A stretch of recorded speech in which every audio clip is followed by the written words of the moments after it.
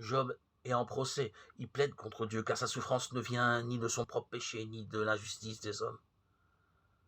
Dieu, en effet, le reconnaît juste. Il est éprouvé dans sa propre chair. Il est éprouvé dans le sang de ses enfants. Alors il entre en litige avec Dieu, il assigne Dieu au tribunal de Dieu lui-même. Il blasphème à certaines heures, mais au fond, malgré tout, il y a en lui quelque chose de plus grand que son blasphème.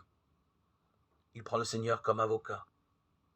Il va mourir en ayant conscience que c'est Dieu qui le met à mort. Il est à bout de sang et de fiel. Il a conscience de mourir injustement, persécuté. Ses amis lui sortent l'apologétique de leur temps, l'apologétique optimiste des scribes et des sages. Job n'accepte pas cela. Que lui survive au moins, dit-il, cette protestation qui va plaider contre Dieu. Que de sa mort injuste naisse une protestation qui demeurera criante. Ce sont alors les grands thèmes de Job, où il en appelle de l'injustice de sa situation à la justice de Dieu. Ô terre, ne couvre point mon sang et que rien n'arrête mon cri. Dès maintenant, j'ai dans les cieux un témoin là-haut. Se tient mon défenseur, mon Goël.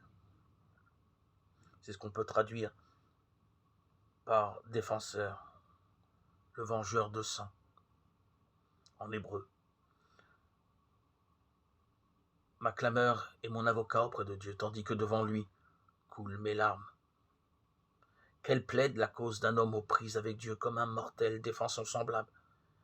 Car mes années de vie sont comptées et je vais prendre le chemin sans retour. Job 16, 18, 21.